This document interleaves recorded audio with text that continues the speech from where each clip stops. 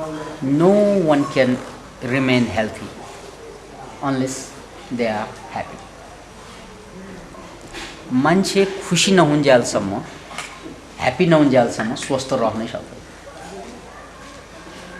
कति सम्बन्ध होला हेल्थ र ह्याप्पिनेस। कोही पनि मान्छे ह्याप्पी हुनको लागि उल्टो भयो, हेल्थी हुनको लागि ह्याप्पी हुनुपर्छ। छ कुरा गर्यो। त्यसैले यदि हेल्थलाई बचाउनु छ भने ह्याप्पी हुनुपर्छ। तर दुर्भाग्य के रह्यो भने हाम्रो हेल्थ र ह्याप्पिनेस अलग अलग जस्तै कुरा लाग्छ। ह्याप्पिनेस भन्दा ठुलो कुरा, प्राथमिक कुरा त केही पनि हुँदैन। किन भन्नाले ह्याप्पी भएको बेलामा अनहेल्थी भएको पनि बिर्सिन्छ। यदि भइ पनि हाल्यो भने साह्रै खुसी लागेको बेलामा रोग त बिर्सिन्छ नि। अब खुसी नै नलागेपछि रोग सम्झिन्छ। त्यसकारण संसारमा त्यस्तो कुनै रोगै सायदै मात्र होला जसलाई चाहिँ ह्याप्पिनेसले क्योर गर्दैन। Can you imagine? किन भन्नाले मान्छे ह्याप्पी हुनासाथ नै ऊ पोजिटिभली सबकन्सियस लेभलमा जान्छ। पोजिटिभली, नेगेटिभली पनि जान्छ सबकन्सियसमा। तर ह्याप्पी हुनासाथ ऊ पोजिटिभली सबकन्सियस लेभलमा जान्छ है। अनि सबकन्सियस लेभलमा जान साथ नै, पोजिटिभली जान साथ नै उसको इम्युन सिस्टम, खास गरी इम्युन सेल्सहरू जसलाई एनके भनिन्छ, नेचुरल किलर, त्यो बढ्दै जान्छ सर। प्रोलिफेरेसन भनिन्छ इङ्ग्लिसमा। सर बढ्दै जान्छ। अनि त्यो बढ्दै गएपछि त्यसैले शरीरको विकारलाई फाल्दिने। त्यसकारण मान्छे हेल्थी हुनलाई पहिलो आधार के त? ह्याप्पिनेस। अब हेल्थलाई अर्को पाटोबाट हेरौँ, अथवा ह्याप्पिनेसको अर्को पाटो हेल्थै हो, त्यसलाई चाहिँ हेरौँ। एउटा मान्छे हेल्थी तबसम्म मात्रै रहन्छ जबसम्म उसको जीवन ब्यालेन्स हुन्छ। फेरि हेल्थी बन्नलाई ब्यालेन्स हुनु पर्यो। ब्यालेन्स कस्तो ब्यालेन्स त भन्नाले अल्कलाई र एसिडको ब्यालेन्स। एसिड भनेको नेगेटिभ, अल्कलाई भनेको पोजिटिभ। अल्कलाईको हामीले बुझ्ने शब्द भनेको मिनरल सल्ट, खनिज लवण। एसिड भनेको अम्ल। अम्ल तत्त्व भनेको शरीरको लागि काम लाग्दैन, यसले रोग ल्याउँछ। एसिडिटी बढ्यो भने अथवा चाहिँ हाम्रो घुँडामा गएर एसिड जम्यो भने है, युरिक एसिड बढ्छ नि, त्यसले चाहिँ रोग ल्याउँछ। त्यसैले हामीले ह्याप्पिनेसको सन्दर्भमा कुरो बुझ्नको लागि यो एसिड र चाहिँ अल्कलाईको ब्यालेन्स पनि बुझ्नुपर्छ। अब हाम्रो रगतमा जबसम्म एसिड र अल्कलाई ब्यालेन्स रूपमा रहन्छ ठ्याक्कै तबसम्म मात्रै हामी हेल्थी हुन्छौँ। इनकेस चाहिँ एसिड बढी भयो भने चाहिँ सबै रोग उसले निम्त्याउँछ। त्यसलाई ब्लड पोइजनिङ भनिन्छ, एसिडोसिस। अर्को शब्दमा एसिडोसिस भनेको ब्लडमा एसिड बढी हुनु, रगतको धारमा एसिड बढ्छ, एसिडोसिस सुरु भयो। अनि रगतको धार भनेको टाउकोदेखि चाहिँ खुट्टाका अम्लाका टुप्पासम्म चाहिँ पुग्छन्। त्यसकारण सम्पूर्ण सेललाई पोइजनस बनाइदिन्छ रगतले। तपाईको यो सेल एउटा यहाँको सेल जहाँको सेल पनि यो चाहिँ बाँचिरहनको लागि, हेल्थी बनिरहनको लागि त्यो ब्लड चाहिँ त्यहाँ पुग्नु पर्यो, फ्रेस ब्लड। अब ब्लडै पोइजनस छ भने फ्रेस ब्लड उसले पुर्याउँदैन, अनि चाहिँ जहाँको टिस्यु पनि ड्यामेज हुँदै जान्छ, अनहेल्थी हुँदै जान्छ। अनि कहीँ न कहीँ त रोग लाग्छ नि। अझ एउटा ठाउँमा लागै पुग्छ कि जहाँको इम्युन सिस्टम सबभन्दा कमजोर छ त्यहाँ रोग लाग्यो भने रोगी भयो मान्छे। त्यसैलाई के भनिन्छ त? एसिडोसिस, एसिड बढी भयो। अब एसिड बढी हुनुबाट मात्र रोग आउने होइन, फेरि अल्कलाई बढी भए पनि रोग आउँछ। अल्कलाई, ओभर अल्कलाई भयो भने रगत चाहिँ पोइजनस हुन्छ। त्यो रगत पोइजनस हुन्छ नि, एसिड बढेर पनि अल्कलाई बढेर पनि। अल्कलाई भनेको त राम्रै चिज हो, तर त्यो पनि बढ्नु हुँदैन। त्यसकारण तपाईँले जीवनमा धेरै राम्रो चिज खोजिएकै कारणले नराम्रो भयो। सबै राम्रो राम्रो खोजियो, सबै नराम्रो देखिन्छ। धेरै राम्रो खोज्नु हुँदैन मान्छे। हामी सबै पोजिटिभ खोज्छौँ नि, सबै पोजिटिभ भनेको negative. Can you imagine it? सबै राम्रोको माने नराम्रो है, गजब छैन कुरा? सबै राम्रो भइदियो भने नराम्रो भयो।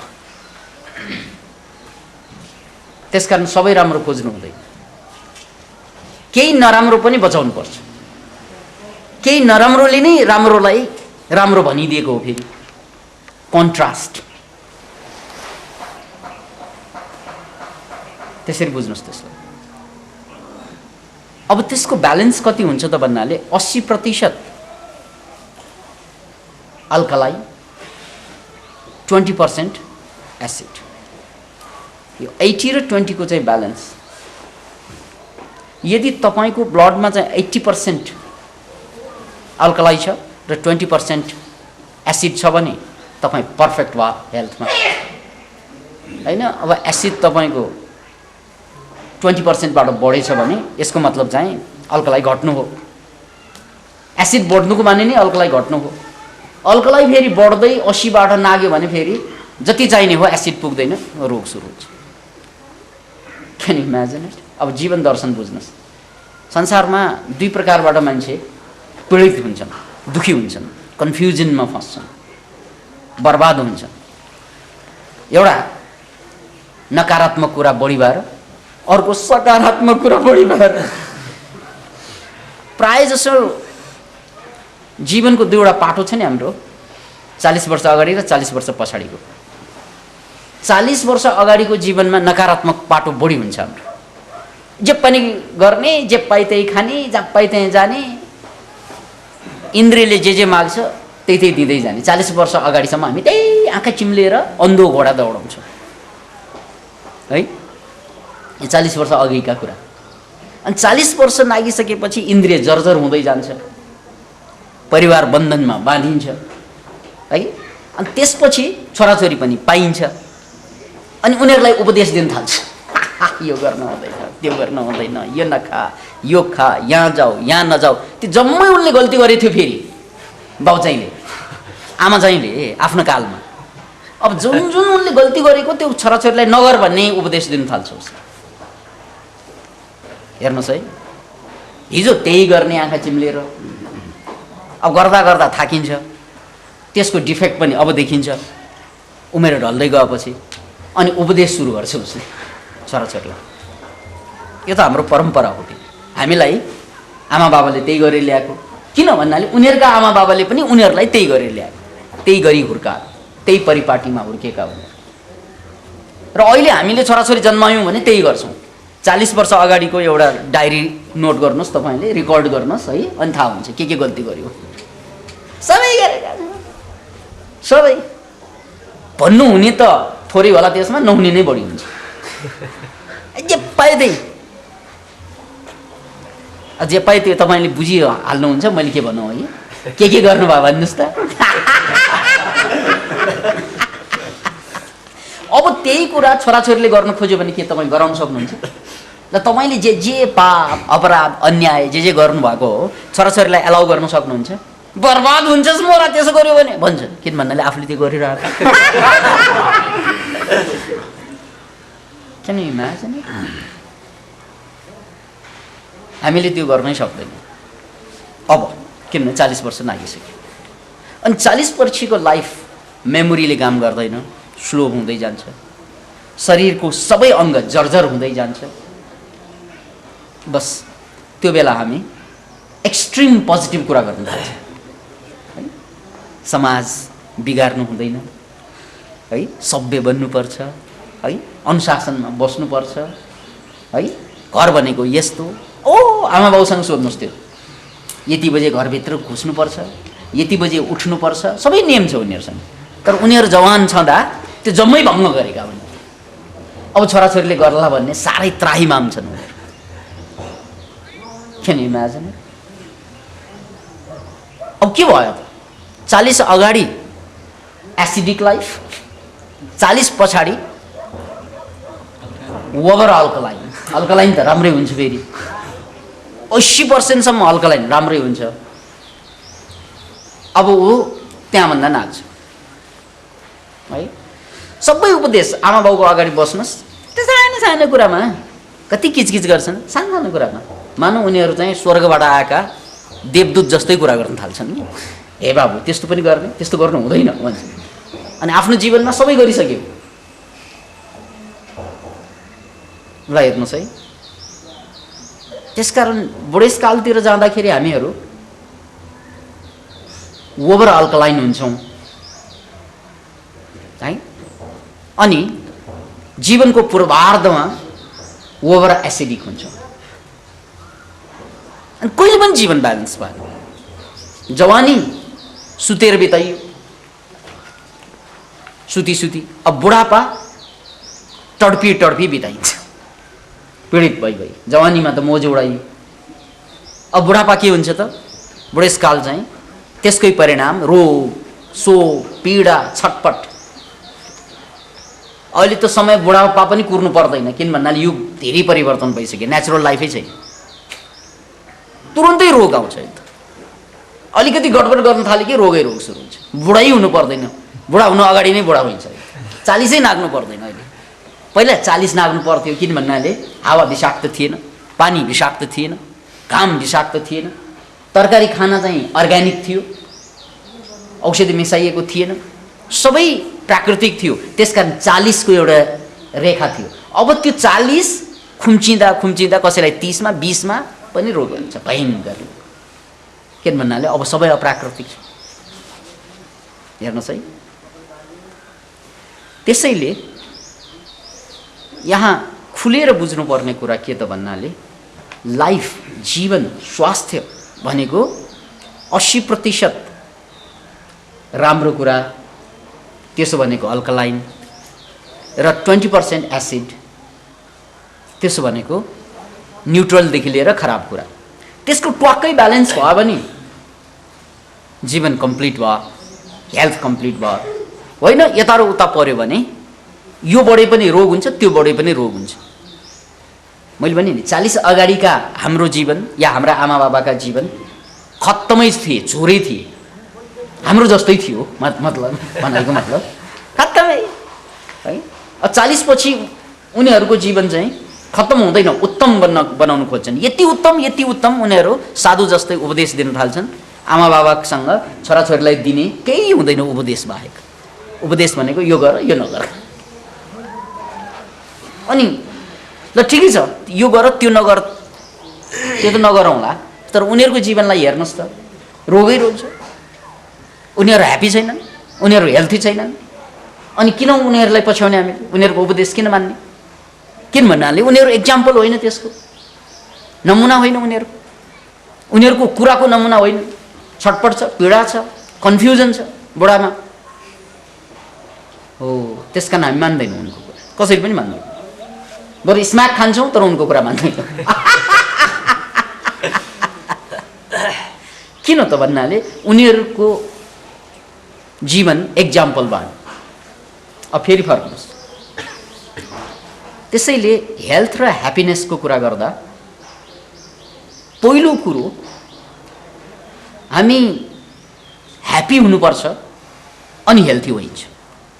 हेल्थी हुन्छ अनि ह्याप्पी हुने होइन। फेरि गजब छ कुरा। तपाईँ स्वस्थ भएपछि मात्रै ह्याप्पी हुने त हुँदै होइन। किन भन्नाले स्वास्थ्य भनेको त शरीरसँग सम्बन्धित कुरा, मनसँग तालुक छैन यसको।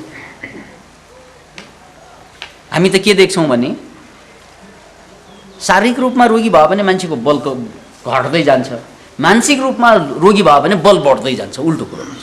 मन र शरीरको यस मामलामा, रोगको मामलामा सम्बन्ध चाहिँ बडो बुझ्न गाह्रो, नभएको त होइन तर बुझ्नै गाह्रो, जटिल छ। मानसिक रोगीको बल बढ्छ, गजब छ कुरा। मानसिक रूपमा जति ऊ अस्वस्थ हुन्छ त्यति बल निकाल्छ त्यसले। खुस्किएको होस् यहाँ यस्तो फुर्ती निकाल्छ, 4 जनलाई पछाडि दिन्छ। त्यो त थाहा छ होला है। खुस्केका मान्छेहरू पाउँछन् नि, कोही कोही मान्छे त साह्रै खुस्किन्छन्, अनि उनीहरूलाई चाहिँ समाउनै सक्दैन सामान्य मान्छे। मान्छे फिस्टे हुन्छ होइन, यहाँ मुस्तण्डेले पनि समाउन नसक्ने। किन भन्नाले त्यो मानसिक रोग जति बढ्दै जान्छ नि, शक्ति चाहिँ झर्दै जाँदैन, घट्दै जाँदैन। शारीरिक रोग भए शक्ति ह्रास हुन्छ, तर मानसिक रोगमा बढेकै पाइन्छ। त्यसकारण हामीले स्वस्थ मान्छे खोज्नको लागि पहिलो आधारशिला के भयो त भन्नाले happiness. You have to be happy. Happy नभइकन हेल्थी हुने चान्सै भएन। अब त्यसको कारण के त म अहिलेको कुरासँग जोडेर भन्छु। 80% तपाईले खाने खाना के हुनु पर्यो हेल्थी बन्नको लागि? अल्कलाइन हुनु पर्यो। अनि 20% चाहिँ तपाईको खाना के हुनु पर्यो? एसिडिक हुनु पर्यो। अनि मात्रै यु आर हेल्थी। होइन डाइटमा बिगार्यो भने त जीवन गयो भयो, स्वस्थ रहनै सक्दैन डाइटमा बिगार्यो। त्यसकारण यहाँ डाइटबाट कुरा सुरु गर्छु म। हाम्रो खानामा 5 वटा तत्त्व छन्। सबभन्दा बढी हामीले खाने कार्बोहाइड्रेट, त्यसपछि अलि थोरै खाने प्रोटिन, र त्यसपछि खाने फ्याट है। कार्बोहाइड्रेट, प्रोटिन, फ्याट यही एक वर्ग, र अर्को चाहिँ मिनरल्स र भिटामिन्स, यो अर्को वर्ग। 2 वर्ग भयो। खानाको 2 वटा वर्ग छ। हेर्नुहोस् है, खानाको 2 वटा वर्ग, कार्बोहाइड्रेट, प्रोटिन र फ्याट। यो कार्बोहाइड्रेट भनेको के? हामीले खाने चामल, सिरियल्सहरू।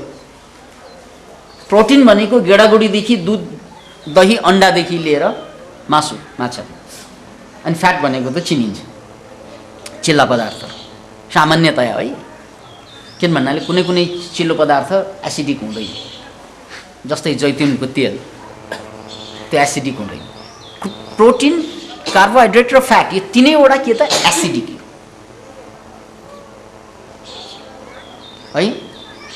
अनि मिनरल्स के त भन्नाले अल्कलाइन, भिटामिन्स र के अरे भिटामिन्स र मिनरल्स अल्कलाइन। अब भिटामिन्स र मिनरल्सको स्रोत के त? फलफुल र तरकारी। एकदमै सिधै चिन्ने तरकारी र फलफुल बाहेक अन्य कार्बोहाइड्रेट, प्रोटिन, फ्याट यो जम्मै के त? एसिड। अब हेर्नुहोस्, तपाईको डायट या हामीले खाने डायटमा एसिड कति हुन्छ त? अब कति हुन्छ? 100 त होइन, 80% भन्दा बेसी एसिड हुन्छ। किन भन्नाले भात सबभन्दा बढी खाइन्छ, या मकै, या कोदो होइन, या चाहिँ गहुँ, यी जम्मै फेरि एसिड। त्यसपछि मासु टन्न खाइन्छ। कतिपय देशमा भात खाइँदैन, मासु बढी खाइन्छ। जस्तै जाडो ठाउँमा बस्ने मान्छेहरू मासुलाई बढी जोड दिन्छ, भातलाई या चाहिँ कार्बोहाइड्रेटलाई कम जोड दिन्छ। तर त्यो पनि के त? एसिड। अनि जाडो ठाउँमा बस्ने मान्छेले चाहिँ चिल्लो बढी खानुपर्छ नि हुन्छ जाडोबाट बच्नको लागि, त्यो पनि के त? एसिड। अब बडो रमाइलो कुरो के भयो त भन्नाले फलफुल र तरकारी हामी 20% भन्दा कम खान्छौँ दुवै मिलाएर है। अनि चिल्लो, प्रोटिन र चाहिँ कार्बोहाइड्रेट हामी 80% भन्दा बेसी खान्छौँ। भनेपछि स्वस्थ बन्नको लागि जुन रगतको संरचना हो त्यसको उल्टो हामी प्रयोग गरिरहेका छौँ होइन त? अब मान्छे स्वस्थ भएन संसारभरि भनेर गुनासै गर्नु पर्दैन। हुने कामै गरेको अब तपाईँले आश्चर्य मान्नु पर्दैन कि दुनियाँमा सबै मान्छे रोगी भनेर। आश्चर्य त तब मान्नुपर्छ जब स्वस्थ मान्छे भेट्टाउँदा ओ स्वस्थ, यस्तो खाना खाएर पनि स्वस्थ, आम्मामामामामा के रहस्य होला यसमा। त्यसैले दुनियाँमा सबै मान्छे रोगी भएकोमा तपाईँले आश्चर्य मानाउनै पर्दैन। दुनियाँमा सबै अझै रोगी किन छैनन् त्यो पो आश्चर्य। प्राय मान्छे त रोगी छन् तर दुनियाँमा अझै स्वस्थ देखिने मान्छे छन् नि हट्टा कट्टा। यार यो त केही गडबड छ।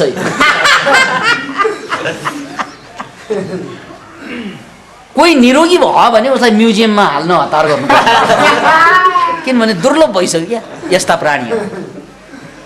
किनकि निरोगी हुने हामीले डाइट खाएकै होइन। Scientifically we are in the wrong track. कसरी स्वस्थ? अनि जब हामी अस्वस्थ हुन्छौँ अनि 1% भन्दा धूर्त मान्छेले फाइदा लिन्छ, त्यसको नाना थरीबाट फाइदा लिन्छन् औषधिको नाउँमा, स्वास्थ्यको नाउँमा। किन भन्नाले हाम्रो स्वस्थ हुने बाटै गलत छ भने औषधिको व्यवसाय त फस्टाउने भयो। अनि त्यो औषधि खाएर तपाईँ स्वस्थ हुने पनि होइन फेरि। Can you imagine? त्यसकारण सभ्यतालाई हामीले मान्छेको अभिशाप भनेका छौँ। अरूले के भन्छन्? असभ्य हुनुहुन्छ, सभ्य हुनुपर्छ भन्छ। हो, असभ्य हुनु हुँदैन, त्यसमा हाम्रो पनि सहमति छ, तर सभ्य पनि हुनु हुँदैन। अब कहाँ जाने भन्नु त? असभ्य हुनु त खराब छ, त्यसमा त शङ्कै छैन। असभ्य हुनु भनेको राम्रो कुरा होइन, तर सभ्य हुनु पनि राम्रो कुरा होइन। किन भन्नाले असभ्य हुनु भनेको जनावर हुनु हो, पशु हुनु हो। सभ्य हुनु भनेको पाखण्डी हुनु, भित्र एउटा बाहिर अर्कै देखाउ। जे छैन त्यो देखाएर बस्छ नि सभ्य मान्छेले। त्यसकारण असभ्यता समस्या हो भने सभ्यता अर्को समस्या। किन भन्नाले सभ्य मान्छे नै अहिले अस्वस्थ भएको। बरु असभ्यहरू कम अस्वस्थ हुन्छन्, सभ्य मान्छे बढी अस्वस्थ हुन्छ। असभ्य मान्छे बढी चाहिँ मानसिक रूपमा सबल हुन्छ, किन भन्दा उनीहरूले जे पाए त्यही गर्छन्। सभ्य मान्छे मानसिक रूपमा बढी पीडित हुन्छ। त्यसकारण असभ्यता मान्छे भएपछि त समस्यै हो, तर सभ्यता पनि समस्या हो भन्ने कुरा कहिले बुझ्नु? असभ्यता समस्या हो सबैले थाहा छ, किन पढाइ ल्याएको त्यही हुन्छ। सभ्य बन्नुपर्छ, सुसभ्य बन्नुपर्छ, होइन? सुसभ्य बन्नु पनि अभिशापै हो भन्ने कुरा त हामी नै प्रमाणित छौँ। सुटेड बुटेड छौँ है, टक्क लाएर कुरा पनि गर्न जान्छ, बस्न पनि आउँछ है। हेर्दा त हामी जति ह्याप्पी, हेल्थी, क्रिएटिभ मान्छेको नमुना त कोही नपाउनु पर्ने नि। तर हामीभित्र यो लुगाभित्र पस्नुहोस् अनि थाहा हुन्छ के छ है। त्यसभित्र के चाहिँ दुर्भावनाहरू हामीले लुकाएर बसेका छौँ। किन भन्नाले हामी राम्रो कोट त यसकारण लाउँछौँ कि त्यसभित्र नराम्रो दिल छ कि। राम्रो कोटले चाहिँ नराम्रो दिल छोप्नुको लागि यो मराको आँखा कोटैमा अल्झियो।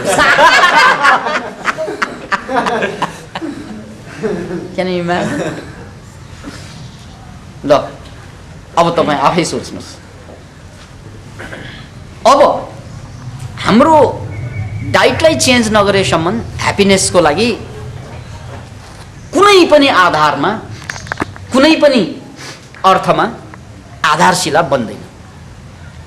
ह्याप्पिनेस अर्को पाटो, फुड अर्को पाटो छ हेल्थको लागि। अब फुड खाना तपाईँले सच्याउनु हुन्न भने तपाईँ स्वस्थ रहने भन्ने त असम्भव, ग्यारेन्टेड।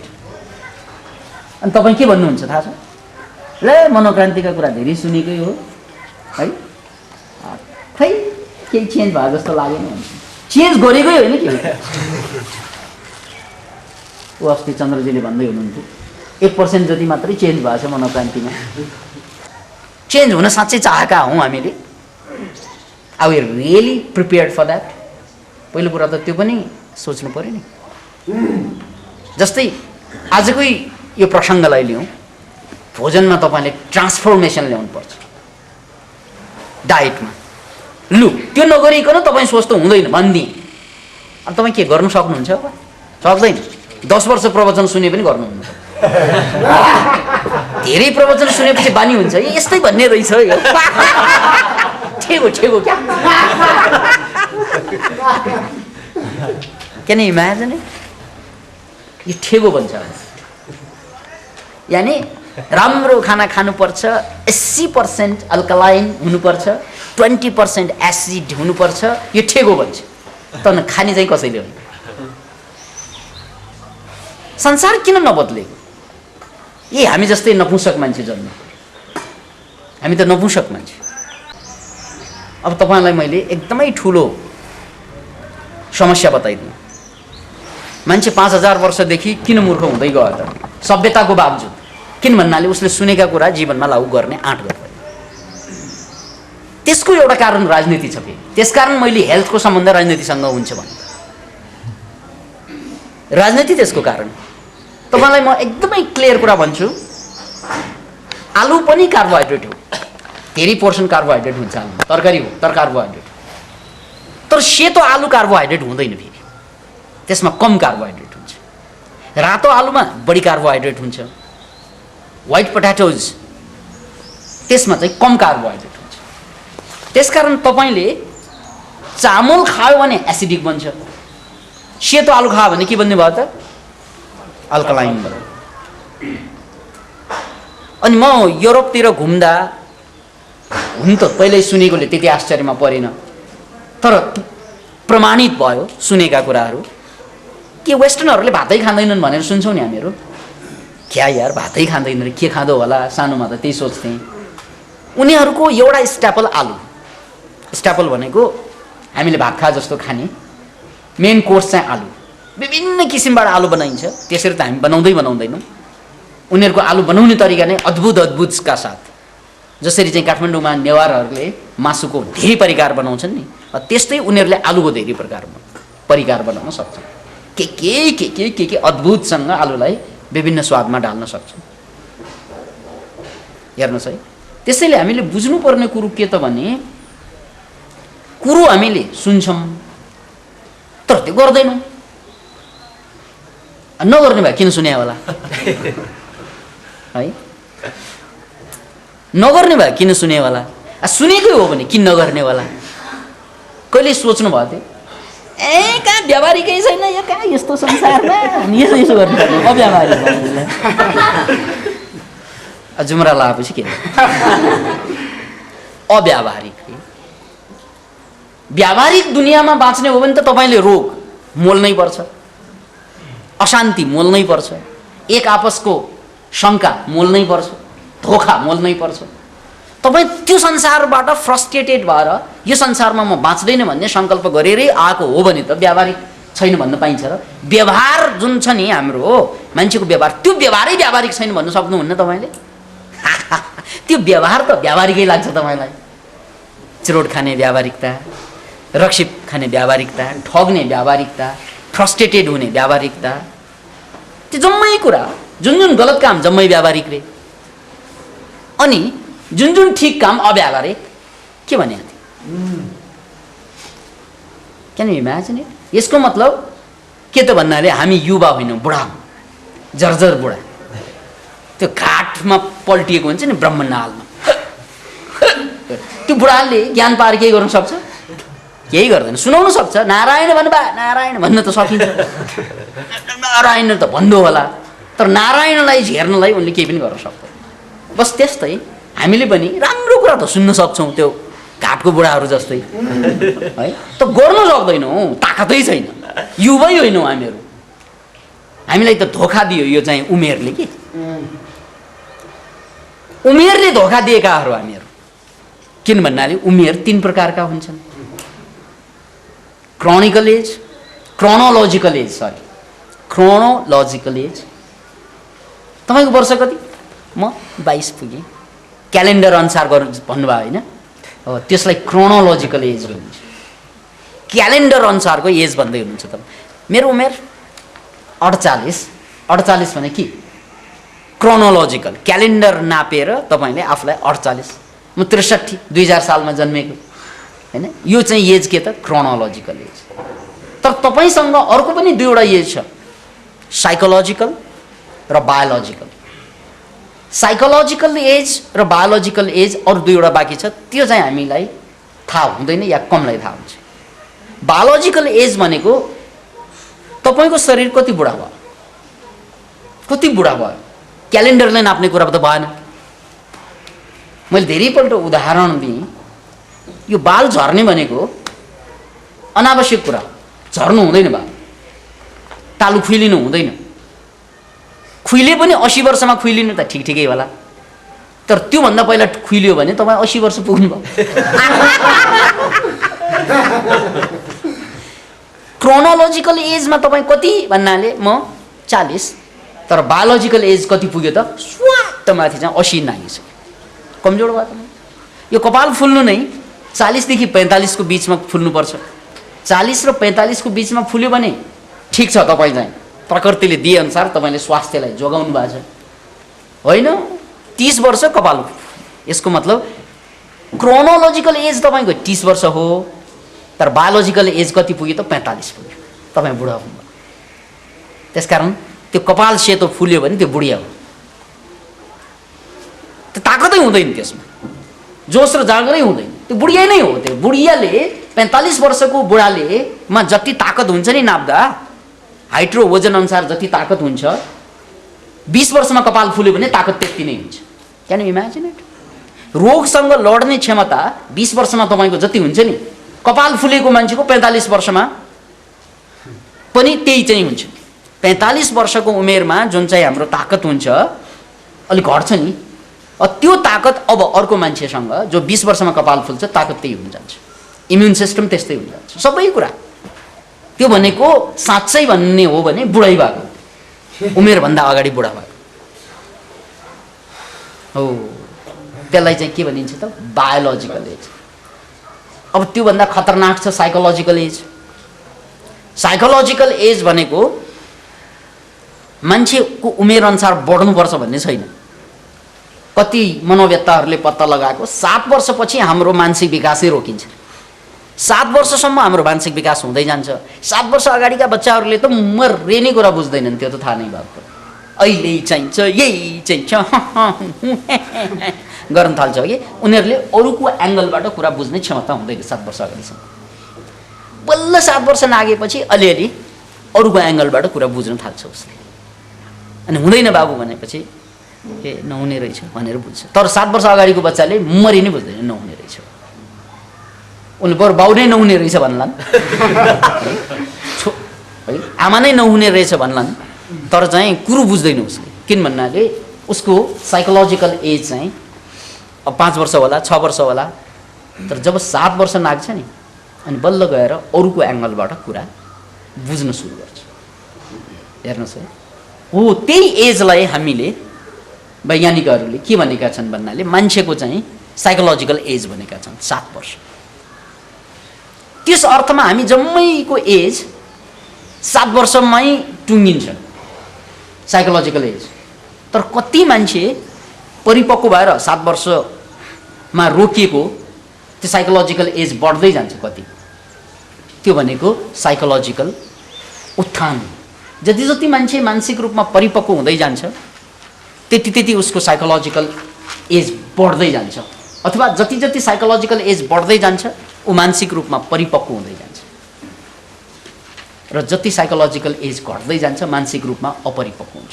कोही कोही मान्छे त मरिने अरूको कुरा नबुझ्ने छन् नि हो त्यसको मतलब ऊ 7 पनि पुगे छैन त्यसकारण को जो सानो कुरामा हट गरेर बस्छ जिद्दी गरेर बस्छ नि यही हो भनेर मलाई यही चाहिन्छ त्यही केटी चाहियो उमेर 6 वर्षको रहेछ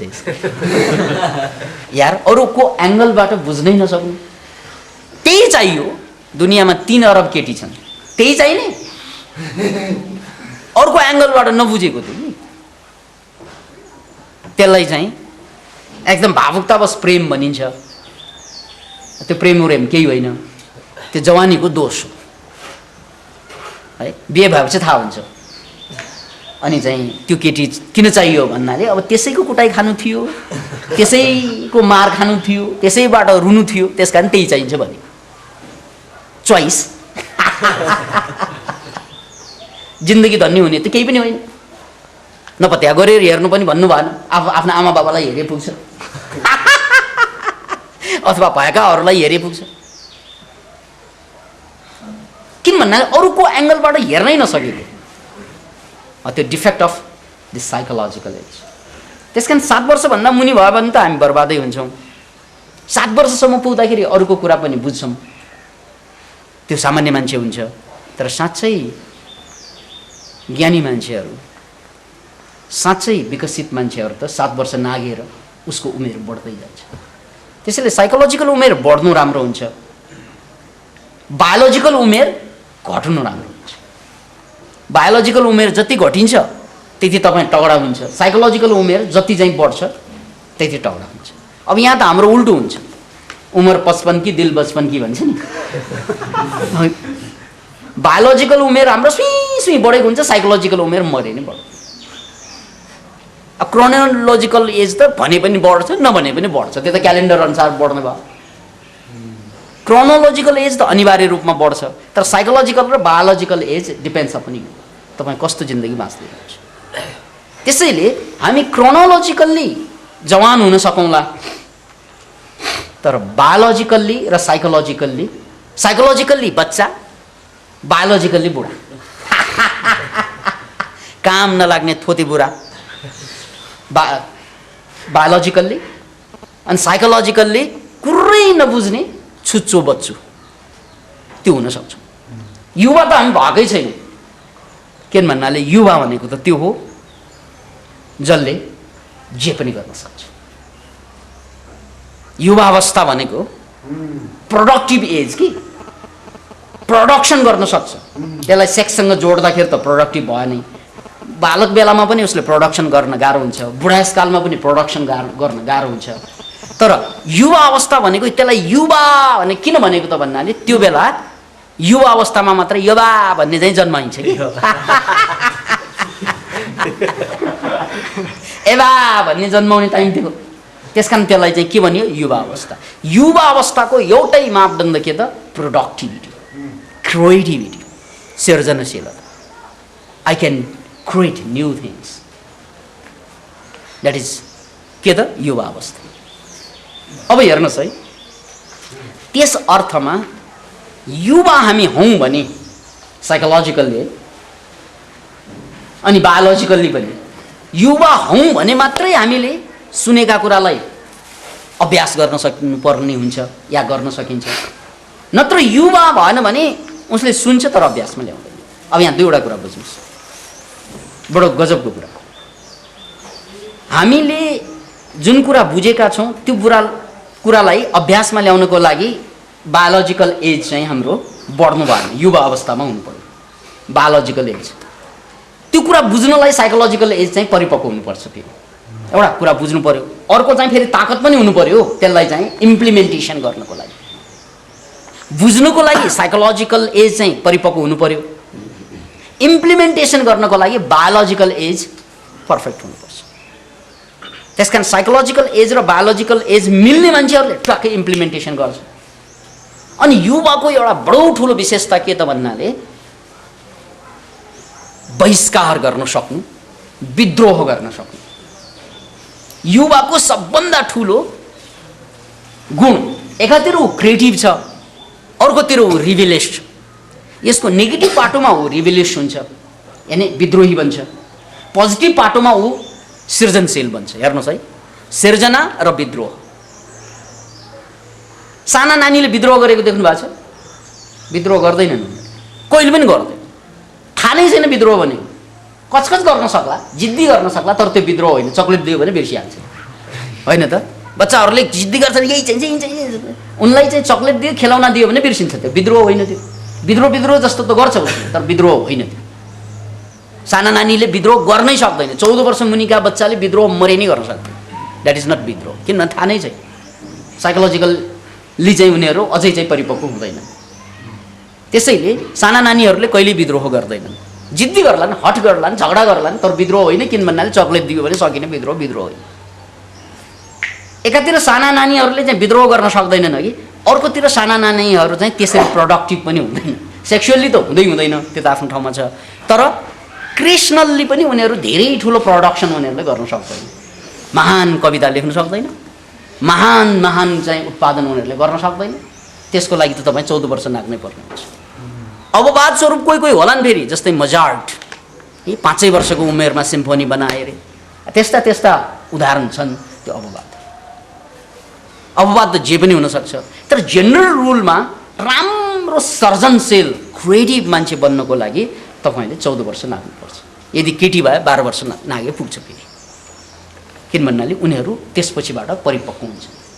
त्यसैले अब हेर्नुहोस् है, तपाईँले कुनै कुरा सुनिसकेपछि यदि तपाईँ युवा हो भने कि त विद्रोह गर्नुपर्छ, त्यो कुरालाई फुटबल हाल्नुपर्छ, होइन यो कुरा, त्यो विद्रोह हो।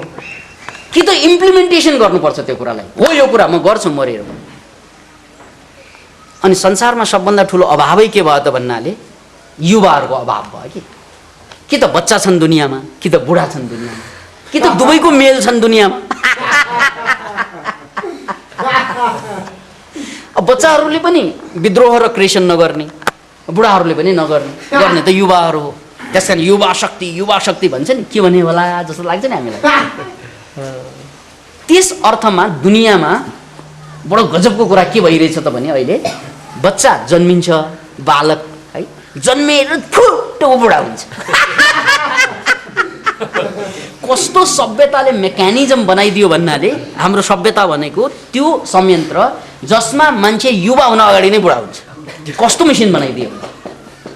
सभ्यताको मेसिनमा स्वाट पसिएपछि हैन, भर्खर जन्मेको बुढा, यताबाट बच्चा जन्मियो है, उताबाट निस्कँदा त बुढा भइसक्यो। द्याट इज नोन एज सभ्यता। सभ्यताको एउटा खुबी के छ त भन्नाले मान्छेको युवा अवस्थालाई मार्दैन, युवा अवस्थालाई समाप्त पार्दैन, युवालाई बर्बाद पार्दैन। देयर इज नो युवा देन। किन भन्नाले युवा हुनलाई एकातिर विद्रोही हुनुपर्ने एक्सट्रिमली, अर्कोतिर एक्सट्रिमली क्रिएटिभ हुनुपर्ने। तपाईँले एक्सट्रिमली विद्रोही र एक्सट्रिमली क्रिएटिभ मान्छे दुनियाँमा कति भेट्नु भएको छ?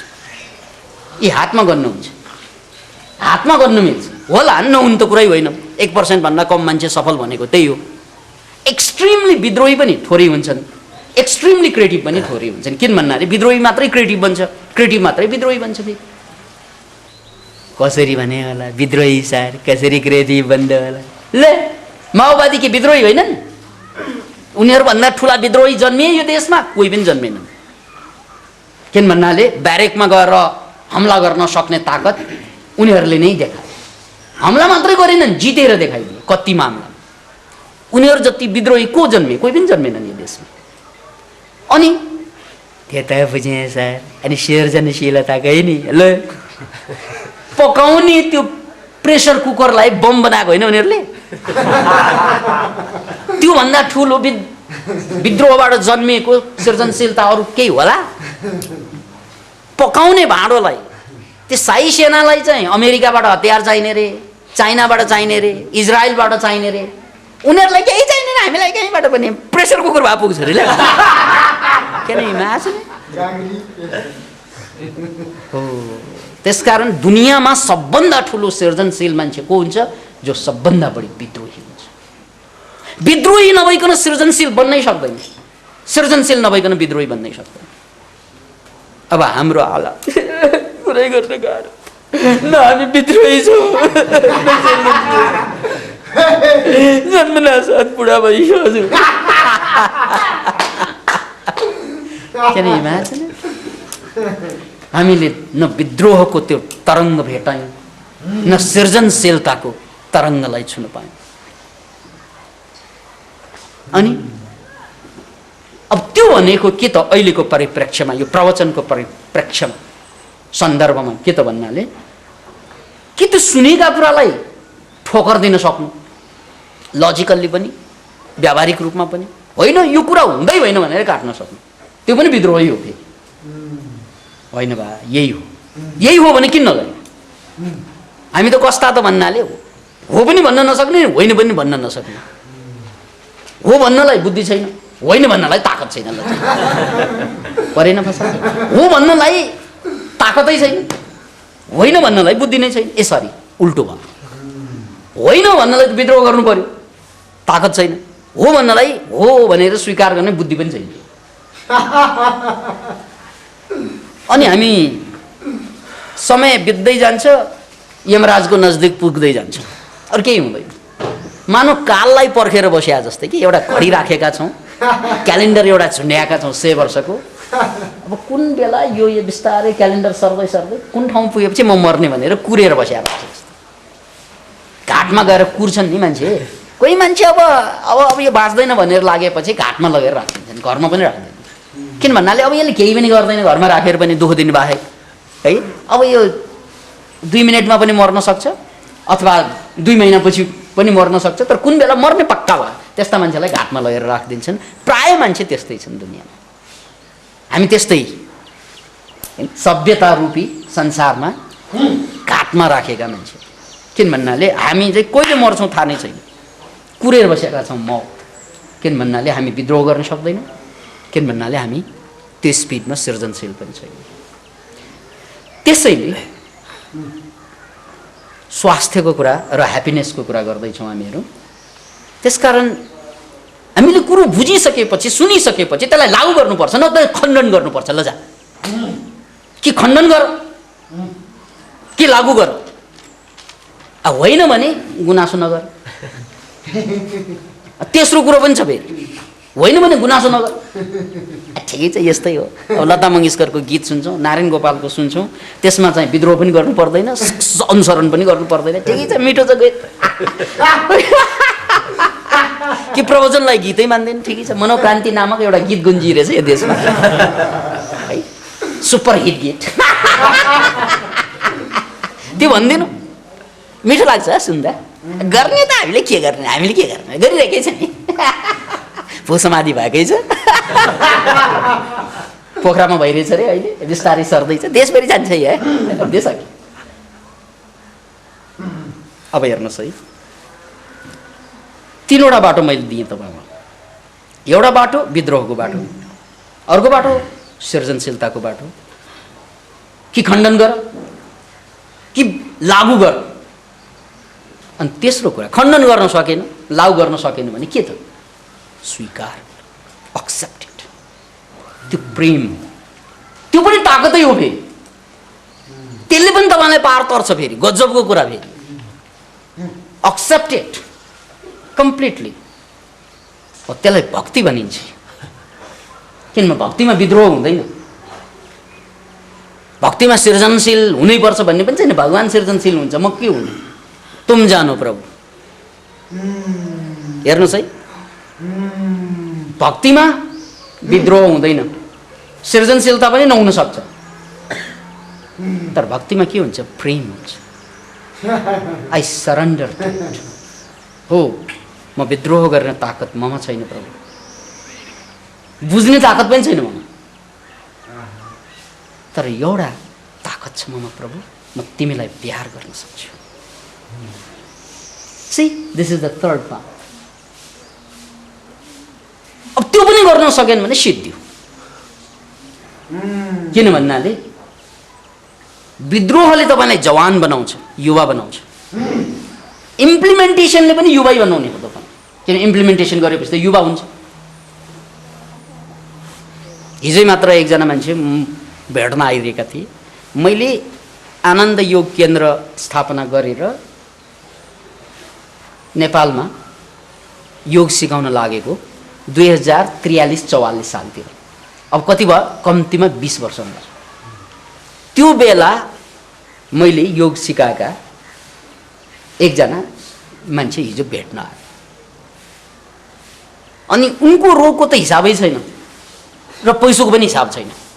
चितवनमा यति बिघा जग्गा छ मेरो, फल्ना ठाउँमा कलेज छ मेरो, फल्ना ठाउँमा यो छ। उसले हिसाब बनाए। त्यो बेला पनि थियो उसको, तर कम थियो। अहिले त कतै कतै त्यो हिसाबै छैन। कलेज छ, स्कुल छ, हाई स्कुल छ, सबै छ। अनि रोग पनि कम छ। अस्ति मात्रै यहाँको अपरेसन गरी। डायबिटिज त पहिल्यै थियो, ब्लड प्रेसर चाहिँ कम भएन है, सुत्न अझै चाहिँ स्लिपिङ ट्याब्लेट खानुपर्छ, त्यो पनि लिस्ट छ फेरि। Can you imagine? अनि ऊ दङ्ग गरेर भन्छ ल गुरुजीलाई 20 वर्ष अगाडि योगमा भेट्दा जस्ता थिए आज पनि त्यस्तै छ।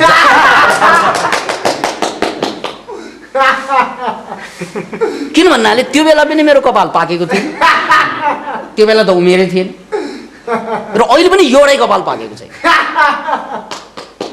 Can you imagine?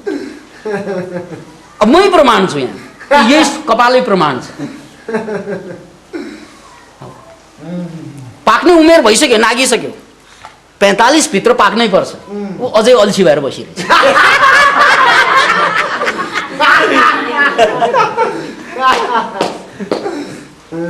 हेर्नुहोस् है।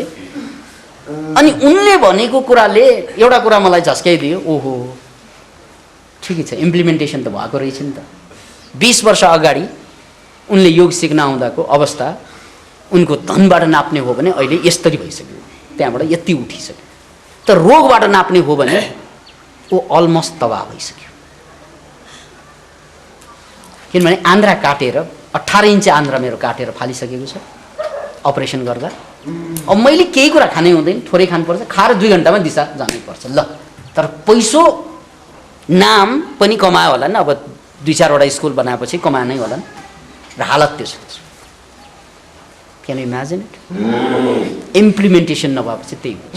योग सिक्न आउँदा उसले सिके 2-4 महिना, त्यसपछि चाहिँ बिर्से, तबसम्म बिर्से जबसम्म रोग लाग्यो थिएन।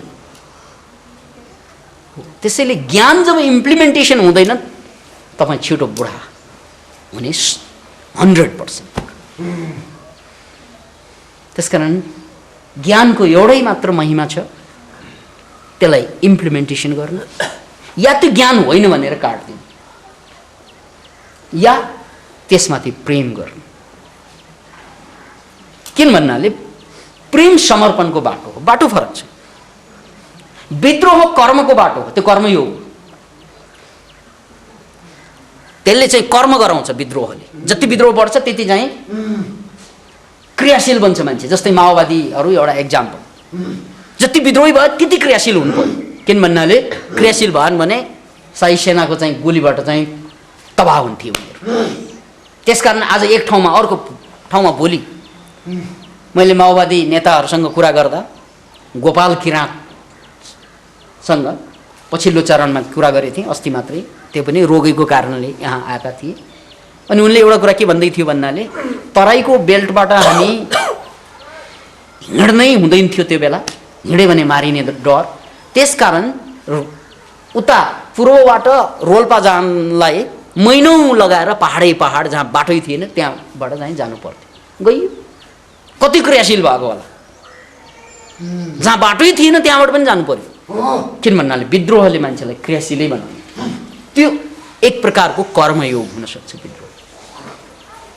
अब त्यसको उल्टो एक्सेप्टेन्स, त्यो प्रेम, विद्रोह गर्न सकेन भने त्यसलाई समर्पण गर्दैन, त्यो अर्को बाटो। मलाई केही थाहा छैन प्रभु, र मेरो आफ्नो केही इच्छा पनि छैन, त जहाँ लैजा त्यही हो मेरो बाटो। सक्यो, त्यो भक्ति योग।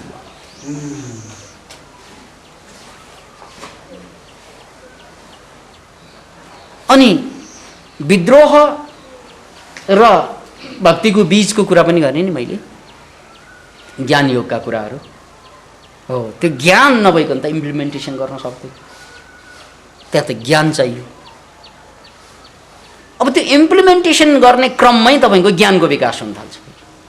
किन भन्नाले इम्प्लिमेन्टेसन गरेपछि, त्यो लागू गर्दै गएपछि नौलो किसिमका ब्रेनका सेल्सहरू डेभलप हुन बाध्य हुन्छ। यो पनि कुरा बुझ्नुहोस्। अहिलेसम्मको मान्छेको लागि एकदमै ठुलो रिसर्चको कुरा के थियो त भन्नाले ब्रेन सेल भनेको न्युरोन्स एकपल्ट मरेपछि फेरि जन्मिँदैन। जस्तै हाम्रो बडीको सेल त 1 वर्षमा 98% त बडी नै चेन्ज हुन्छ। ऱ्यापिडली बडीका सेल मरिरहेका हुन्छन्। यसको सबभन्दा रमाइलो पछिल्लो उदाहरण सुन्नुहोस्। तपाईँको कोठामा त्यो प्रकाशको किरणमा, बिममा देख्नुहुन्छ नि धुलो उडिरहेको, हरेक कोठामा देखिन्छ त्यो है। त्यो के हो भन्ने चाहिँ सानै उमेरमा पनि लाग्थ्यो मलाई। अनि धुलो होला नि त, धुलो उडेको हो लाग्थ्यो। अब धुलो त चलाउनु पर्छ अनि पो उड्ने हो, नचलाउँदा त्यतिकै आराम गरेर 2 घन्टापछि हेर्दा पनि त्यो उडिरहेको हुन्छ है। याद छ है?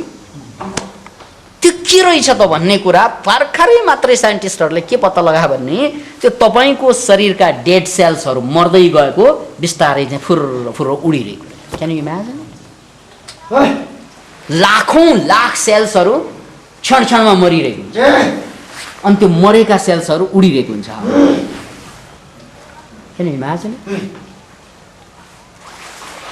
त्यो आफ्नै सेल डेड सेल्स। अनि पुरानो गइरहेको हुन्छ, नयाँ आइरहेको हुन्छ, पुरानो गइरहेको हुन्छ, नयाँ आइरहेको हुन्छ, एउटा स्ट्रिमको रूपमा डेड सेल्स। त्यसैले वैज्ञानिकहरूले के पत्ता लगाएका छन् भने 1 वर्षभित्र हाम्रो 98% बडी रिन्युड हुन्छ। त्यो छाला त्यही रहँदैन, त्यो हाड त्यही रहँदैन, त्यो मुटु त्यही रहँदैन, सेल चेन्ज हुन्छ त्यसमा। जसरी नदीमा क्षण क्षणमा पानी फेरिन्छ नि, त्यही पानी त हुँदैन। अघि हेरेको पानी र अहिले हेरेको पानी त त्यही होइन। नदी त्यही भनिन्छ, बागमती बागमती नै हुन्छ, तर पानी त्यही हो। भने जस्तै शरीर पनि त्यही हो। शरीर त्यही देखिन्छ तर सेल त्यही हो।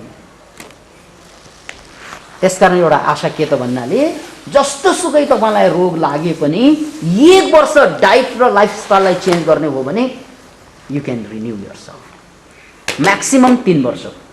किन भन्नाले 1 वर्षमा 98% चेन्ज हुन्छ, 2% अझै चेन्ज हुँदैन, त्यसको लागि अर्को 2 वर्ष लाग्छ। 3 वर्षमा, प्रत्येक 3 वर्षमा एउटा मान्छे कम्प्लिटली रिन्युड हुन्छ। अब यदि तपाईँले कम्प्लिटली न्यू डाइट खाने, न्यू इन्भाइरोमेन्टमा बाँच्ने र पुरानोसँग ठ्याक्कै नाटा चाहिँ काट्दिने, पुरानो जे खायो त्यो खाएनन्, पुरानो चाहिँ जसरी विचार गरिएनन् भने 3 वर्षमा त तपाईँ कायाकल्प हुन्छ। You are entirely different within 3 years। यो हो होप, आशा। किन भन्नाले त्यो जहिले पनि चेन्ज भइरहेकै हुन्छ। अब 3 वर्ष अगाडि जे खाना खायो आज पनि त्यही खायो भने 3 वर्ष अगाडि जसरी मर्यो सेल ऱ्यापिडली त्यस्तै मर्छौँ। जस्तै मलाई यहाँ छालामा दाग आइरहेछ, उदाहरणको लागि एकदमै सिम्पल उदाहरण। धेरै पछि 2 वर्ष जति अगाडिदेखि यो छालामा यहाँ सिम्पली दाग देख्यो। अचम्म लाग्यो, किन दाग देख्यो है? नर्मल्ली त हाम्रो डाइट भनेको नर्मल्ली ठिकै थियो, किन दाग देखियो भन्ने कुरा चिन्ता लाग्यो मलाई। किन भन्नाले म त सिकाउने मान्छे, सिकाउने मान्छेलाई पनि हल्का हल्का चाहिँ कालो कालो चाहिँ स्पटहरू यहाँ आइरहेको थियो। 2-3 वर्षै भयो। अनि अस्ति मैले 1 महिना फ्रुट फास्टिङ गरेँ। त्यो फ्रुट फास्टिङको 1 महिनापछि दागै छैन। नाउ सी, एकदमै तुरन्तैको एक्जाम्पल यो। किन भन्नाले तपाईँले जे खानुभयो त्यो खाइरहेको कन्टिन्युएसन ब्रेक गर्न साथ छाला ब्रेकको कलर ब्रेक हुन्छ, सबै कुरा ब्रेक हुन्छ। यो त हल्का दाग मात्रै भएको कारणले गर्दा 1 महिनामा गयो। अब कतिको त एकदमै टाटे पाटिने दाग हुन्छ, त्यो पनि जान्छ। All you need is change the food cycle. केही गर्नु पर्दैन, फलफल खानुहोस्। किन भन्नाले त्यो कहिल्यै खाइएन। केही गर्नु पर्दैन तपाईँले रोगबाट मुक्त हुनको लागि। 1 वर्ष फलफल खानुहोस्, ताकत छैन भने 1 महिनाबाट सुरु गर्नुहोस्, चेन्ज एभ्रिथिङ इज चेन्ज। किन भन्नाले फलफल हाम्रो डाइटै होइन अहिलेसम्म। त्यसकारण शाकाहार कि मांसाहार दुवै भाँडमै जाओस्। किन भन्नाले शाकाहारीले खाने पनि चिनी खाइहाल्छ, शाकाहारीले खाँदैन। शाकाहारीले चाहिँ तेल खाइहाल्छ, जो कि सबै रोगको कारण। त्यसकारण मांसाहारी जति गलत भनेर अहिले भन्छन् नि, मांसाहार हुँदै हुँदैन, शाकाहार पनि हुँदैन। स्वस्थ बन्नु छ भने फलाहारमा जानुपर्छ। हेर्नुहोस् है, त्यसैले तपाईँले जानेका कुरालाई इम्प्लिमेन्टेसन नगरेसम्म त्यो ज्ञान बन्दैन कि। ज्ञानको स्रोत त त्यही हो नि। गरियो इम्प्लिमेन्टेसन भयो, ए यस्तो पो हुँदो रहेछ, ज्ञान भयो नि। त्यसकारण इम्प्लिमेन्टेसन ज्ञान योगतिर लग्छ तपाईँलाई, विद्रोह कर्मयोगतिर लग्छ तपाईँलाई, अनि समर्पण भक्ति योगतिर लग्छ तपाईँ। अब मान्छे त यति कन्फ्युजन छ, तिनैवटा गर्दैन उसले, ल जा, अथवा तिनैवटा गर्छ उसले, अलिअलि इम्प्लिमेन्टेसन गरे जस्तो गर्छ, 1-2 दिन खाएर हेर्छ, हामीले कहाँ खान सक्छ र छोडिदिन्छ ल, कति है। विद्रोह पनि गरे जस्तो कहाँ गरेर साध्य छ, सकिएन भनेर छोडिदिन्छ। झापाको विद्रोह त्यस्तै थियो है, गरे जस्तो गर्ने तर छोडिदियो। समर्पण पनि त्यही, एकछिन समर्पण गरे जस्तो गर्ने अनि फेरि चाहिँ प्रश्न उठाउने। ले समर्पण गरेपछि प्रश्न उठाउन पाइन्छ? हेर्नुहोस् है, यो यसरी ब्लेन्ड भयो भने पनि खत्तम हुन्छ मान्छे। यो पनि गरे जस्तो गर्ने, त्यो पनि गरे जस्तो गर्ने, त्यो पनि, अनि केही नगर्ने, एउटा समाते पुगिहाल्छ। एकजना मारवाडी इन्डियाको एउटा जोक, हलवाई पसलमा गएछ अनि यसरी हेरेछ, उसलाई सबै मिठाई मन पर्यो। मिठाई त धेरै हुन्छन्। मारवाडीले के सोचे भन्नाले सबै मिठाई है, अब कन्जुस पनि थियो, एकैचोटि खानु स्वाद पनि लिनुपर्ने, तर पैसा खर्च गर्ने आँट पनि भएन। अनि उनले के भने भन्नाले, भाइ साहब यो सबै मिठाई, ल यो सबै मिठाईलाई चाहिँ एक-एकवटा हालेर घोल भने चाहिँ यसलाई मिसिनमा राखेर घोलिदेऊ भने, क्या यार, यस्तो मान्छे त कहिले आएको देखिन। तैपनि अब उनले इच्छै गरेको छ भने घोलिदेऊला, के ठुलो कुरा हो। सबै कुरा एक-एकवटा छिक्दै चाहिँ राखिदिए, घोलिदिए, अनि गोजीबाट 1 रुपियाँ निकाले, ल 1 रुपियाँको दिनुहोस् भन्छ।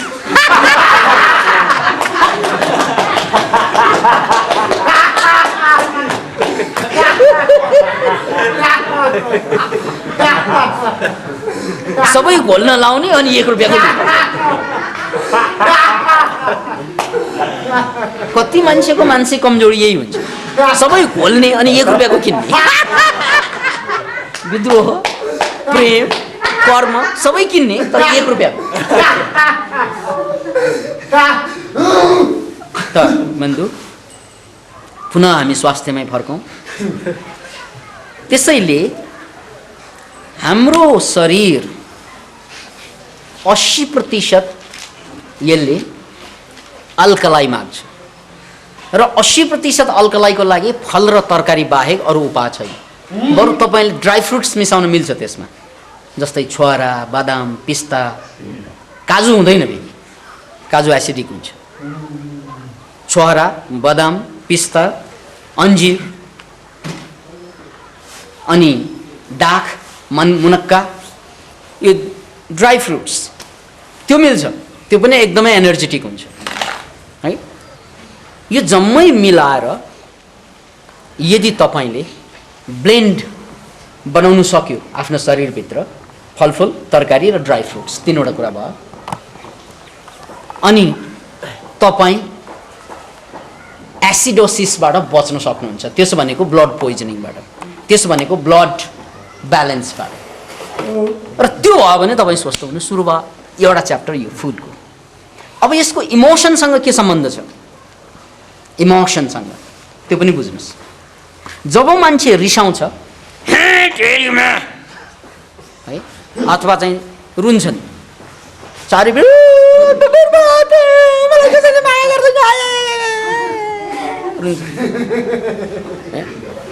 या एकदमै ईर्ष्या जागेछ, बदलाको भाव जागेछ है, जसलाई हामी नेगेटिभ इमोसन भन्छौँ नि, क्रोध, एकदम ईर्ष्या, एकदम लोभ, यो एकदमै यो नेगेटिभ चाहिँ इमोसन्सहरू जुन जाग्छन्,